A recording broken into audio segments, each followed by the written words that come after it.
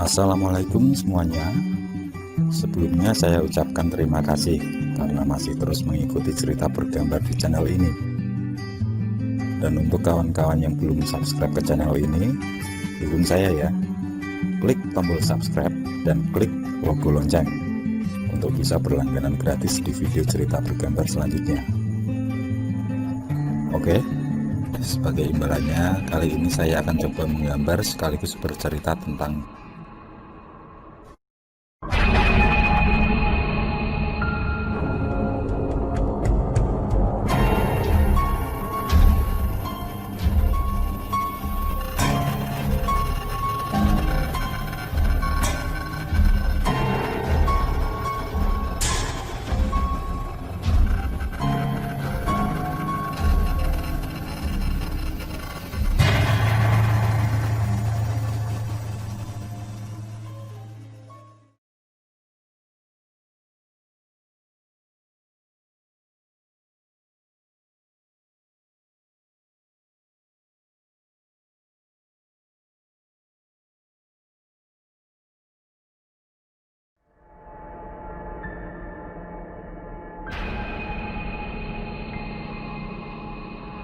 Kisah ini bermula di tahun 2003, di mana sering terjadi kecelakaan di dinding jembatan Kuitang, sehingga sosok penunggunya dicap sebagai sosok yang jahat.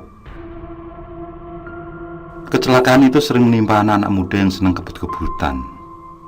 Sosok kuntilanak itu dianggap sebagai pemicu terjadinya musibah yang menghilangkan nyawa.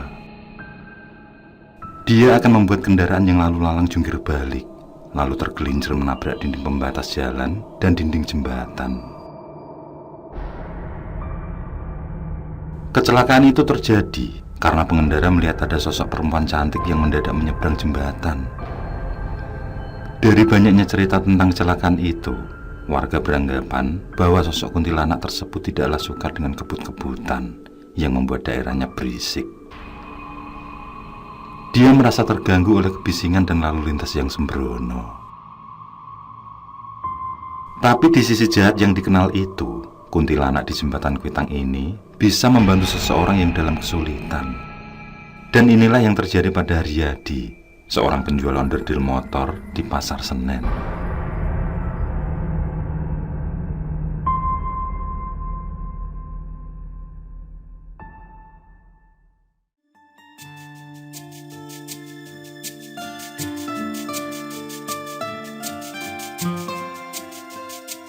Melewati tengah malam, Haryadi baru pulang dari rumah kawannya, Wito. Sudah 2 minggu ini dia sering menemui kawannya itu, karena ada pembahasan tentang rencana mereka untuk mendirikan toko onderdil secara mandiri. Setelah mendapatkan rezeki lewat nomor togel, Wito membeli lahan yang cukup luas di kawasan Pondok Jagung, Tangerang. Lalu dengan uang yang tersisa, dia mengajak Haryadi mencari lahan baru untuk mendirikan toko, yang rencananya juga bakalan ada bengkel di sana. Pengembangan usaha itu dilakukan karena selama ini kios Haryadi kewalahan dalam melayani pembeli. Itu disebabkan ruang kios yang sempit sehingga tidaklah muat untuk menampung seluruh barang dagangan. Kebetulan Wito yang mempunyai usaha showroom sepeda motor berminat mendirikan toko onderdil, sehingga dia mengajak Haryadi sebagai rekan kerjanya.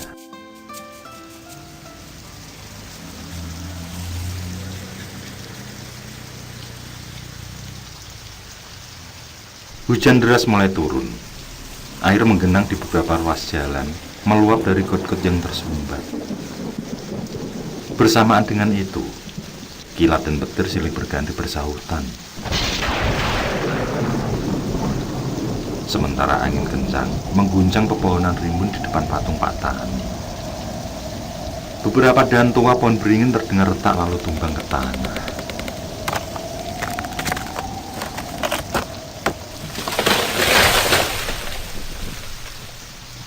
Entah kenapa, mobil sedan Ford Laser buatan tahun 82 yang dikendarai Haryadi mendadak mogok. Ada rembesan percik hujan yang tembus kap depan lalu masuk ke dalam mesin, sehingga mobil pun tiba-tiba mati tepat di depan Hotel Arya Duta, Jalan Perapatan. Mungkin karena hujan lebat dan malam yang telah larut, maka tidaklah banyak kendaraan yang lewat. Kenapa mesti mogok di sini? Gumam Haryadi. Ada perasaan gamang menggantung di dadanya menghadapi kesunyian itu. Ditambah lagi dia harus memperbaiki kendaraan di tengah lebat hujan. Kemana harus mencari montir di tengah malam? Dan kepada siapa harus meminta bantuan? Pertanyaan itu melintas di pikirannya. Haryadi membuka jendela di samping setirnya. Mobilnya mogok ya, Mas?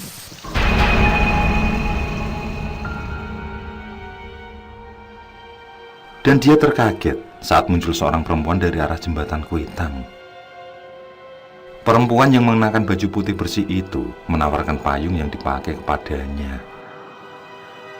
Pakailah payung ini, Ujar perempuan itu.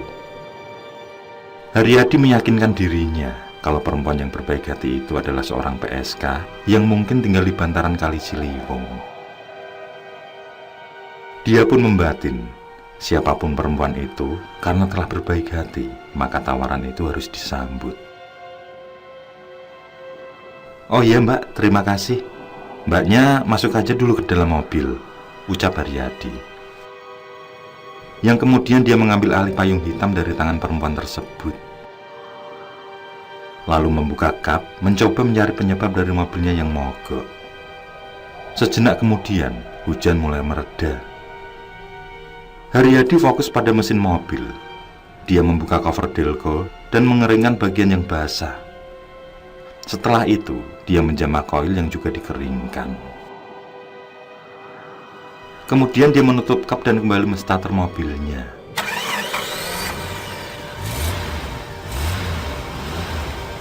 Sedan warna kuning itu pun langsung menyala, yang membuat perasaan Haryadi menjadi lega. Perempuan di sampingnya hanya tersenyum melihat Haryadi yang sangat girang. Tidak ada sepatah kata pun yang terucap dari bibirnya. Sambil mengelap tangan, Haryadi melihat wajah perempuan itu di lampu kabin. Tampak pucat dan kuyu, tapi tetap saja garis kecantikan terlihat di senyumnya. Mbak, tinggal di mana? Haryadi membuka percakapan. itu dekat jembatan Kuitang, Mas. Jawab perempuan itu masih dengan tersenyum, yang kemudian dilanjutkan dengan perkenalan. Tapi Haryadi tidak berjabat tangan karena tangannya masih tampak sedikit kotor. Arumawarni, Ucap perempuan itu menyebutkan namanya. Setelah mengucap terima kasih, Haryadi berniat memutar dan akan mengantar Arum pulang. Tapi perempuan itu menolak. Dia bersikeras untuk turun dan berjalan kaki menuju rumahnya. Haryadi ngotot untuk mengantarkan Arum meski tidak sampai di rumahnya. Dia melajukan mobil lalu berputar di tikungan patung Pak Tani. Setelah melewati Hotel Arya Duta dan memasuki jembatan Kuitang, dia dikagetkan dengan kenyataan yang dihadapi. Perempuan yang ada di sampingnya tiba-tiba menghilang. Dia hanya mencium bau wangi kembang kamboja yang sangat kuat. Haryadi segera tersadar bahwa dia sedang berhadapan dengan makhluk halus. Seketika, bulu kuduknya merinding disertai detak jantung bergetar hebat. Dalam ketakutan itu, muncullah Arumawarni di samping jembatan Kuitang. Di bawah payung hitam terlihat wajahnya tetap sama, pucat dan kuyu. Tapi kali ini, tampak mengalir air mata darah di pipinya. Perempuan itu melambaikan tangan dengan tersenyum tipis.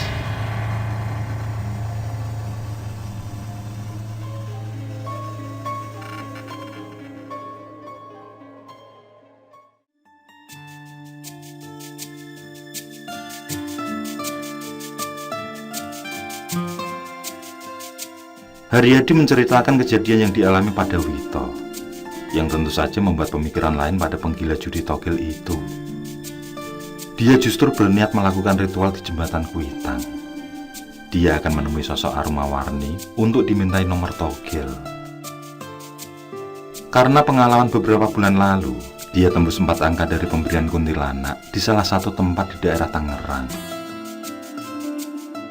"Hati-hati saja kamu, tempat itu terkenal berbahaya," ucap Haryadi mengingatkan.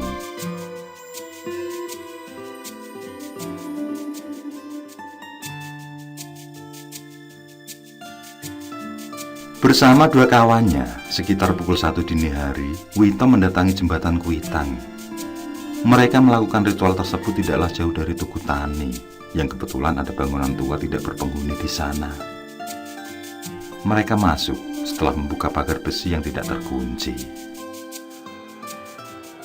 Ritual pun dimulai. Wito membakar kemenyan di samping tikar pandan yang digelar. Di sisi asap kemenyan, ada juga gubal garu Tiongkok dan peti mati mini dengan kain mori putih di dalamnya. Mereka yakin betul bahwa sosok Armawarni akan datang dan bersedia dimintai nomor. Sebagaimana pengalaman mereka saat di Tangerang yang mampu menembus 4 angka jitu. 2 teman Wito, yaitu Sardi dan Tulek, mulai kumat-kamit membaca mantra pemanggil arwah. Sepertinya mereka menguasai betul keilmuan tersebut. Beberapa saat kemudian, muncul gumpalan asap putih yang berasal dari Kali Ciliwung. Perlahan asap itu menghilang, yang kemudian muncul sosok perempuan berbusana putih cerah. Rambutnya panjang, terbelah 2. Sosok tersebut melangkah mendekati kemenyan dengan kaki tanpa menyentuh tanah. "Itulah sosok yang ditemui kawanku," ucap Wito pada 2 temannya. Begitu sampai di samping dupa, sosok Arum tertawa cekikikan, yang kemudian terjadi percakapan batin antara Sardi dengannya. Beberapa saat kemudian Sardi mengajak kedua temannya berembuk. Seperti ada syarat yang harus dipenuhi. Tampak keseriusan ada di sana.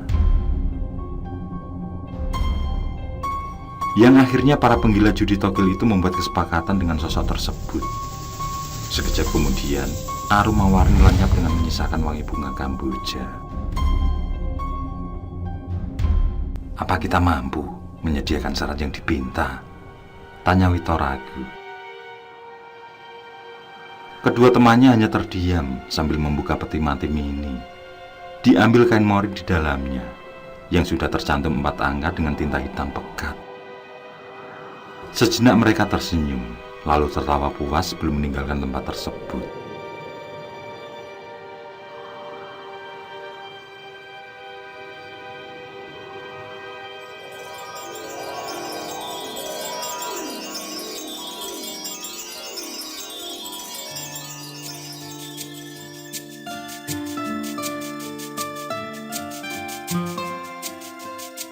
Beberapa bulan kemudian, berdirilah toko onderdil yang disertai bengkel di sampingnya.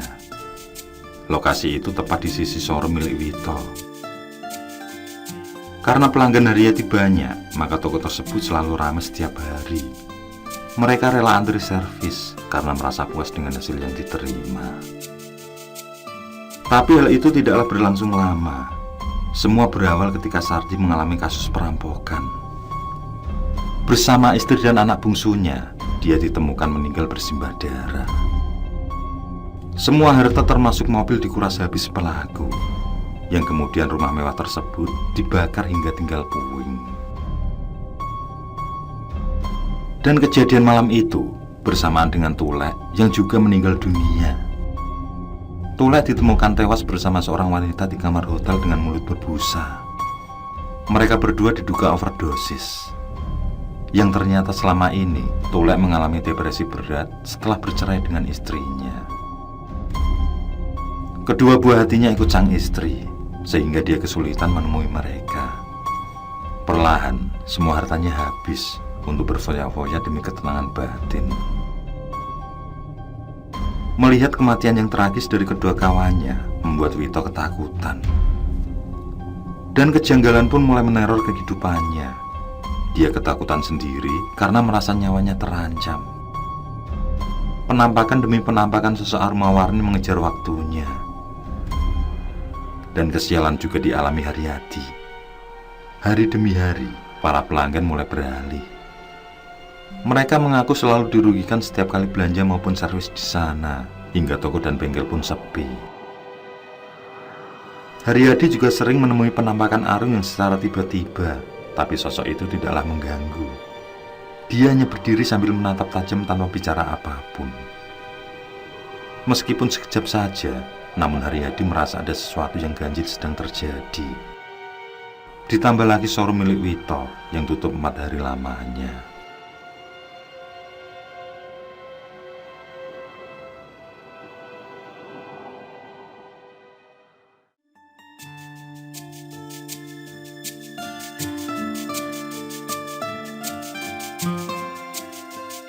Setelah menutup toko, Haryadi langsung menuju rumah Wito dan dia akan mencari tentang apa yang sedang terjadi.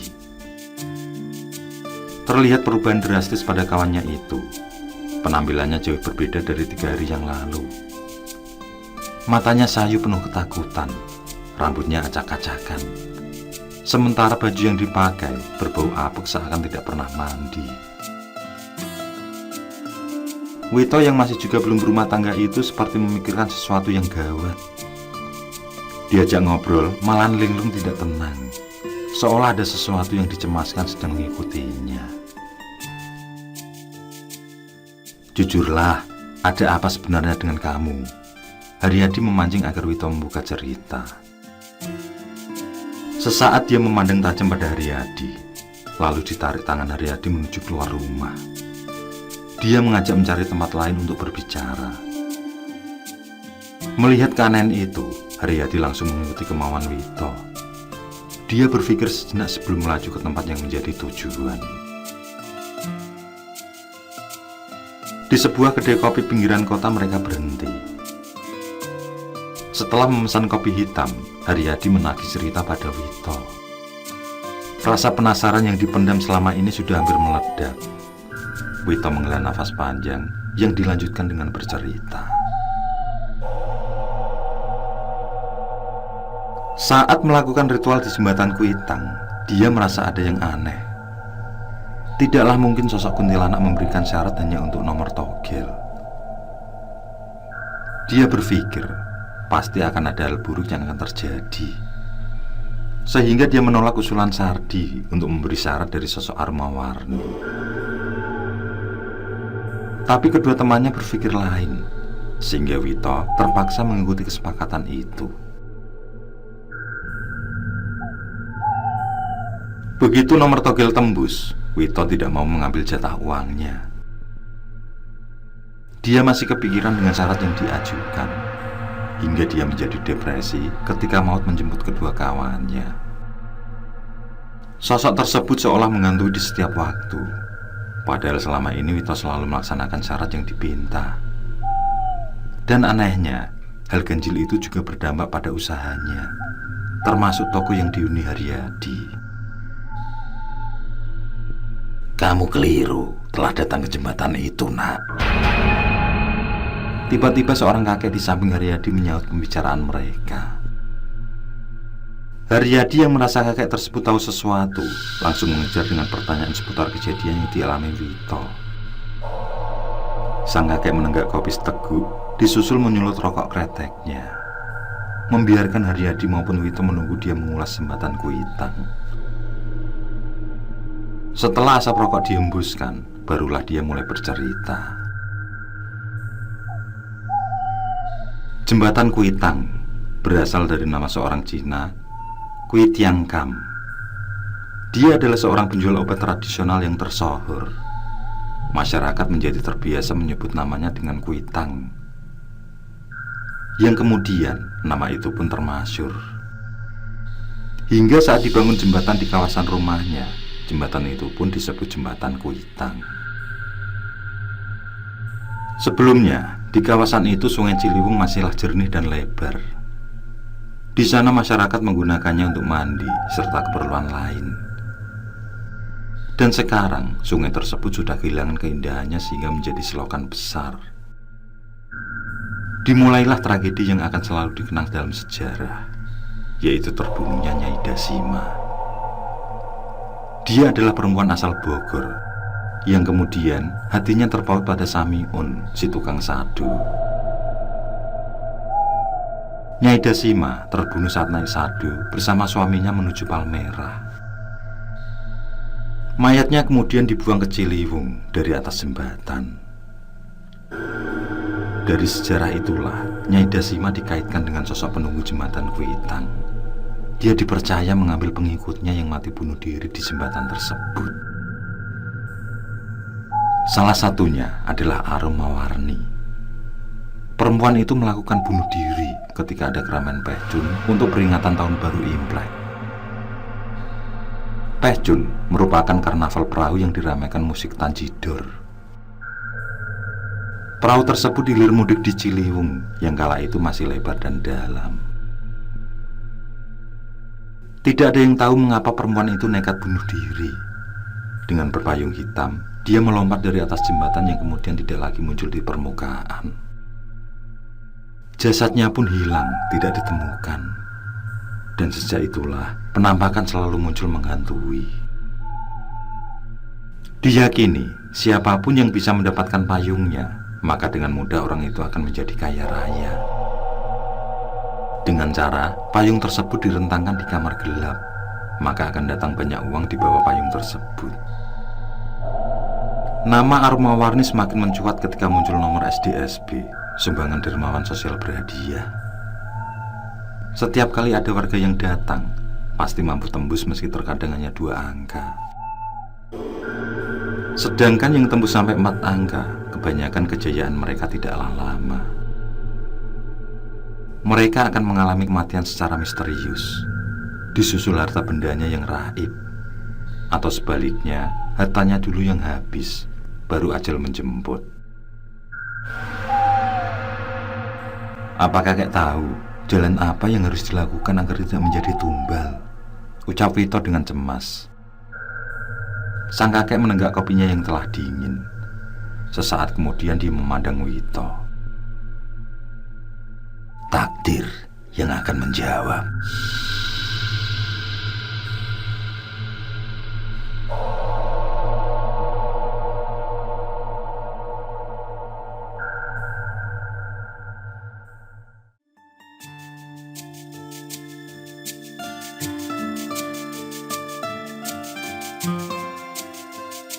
Waktu berlanjut, Wito mengambil uang hasil pembagian togel dengan tujuan akan membagikan pada anak jalanan. Tapi niatnya tidak terlaksana. Ajal lebih dulu menjemput. Dia yang dalam perjalanan bersama Haryadi, tiba-tiba kendaraannya disambar bis, yang kemudian oleng dan menghantam pembatas jalan dekat jembatan Kuitang. Wito meninggal di tempat dengan mata melotot ke arah jembatan. Uangnya pun terpental ke jalan dan berhamburan di sapu angin. Sementara Haryadi yang masih terselamatkan, sekilas dia melihat penampakan Arum Mawarni berdiri di samping jembatan. Dengan berpayung hitam, sosok itu melihat ke arah Haryadi. Senyumnya sangat seram, diikuti air mata darah yang mengalir.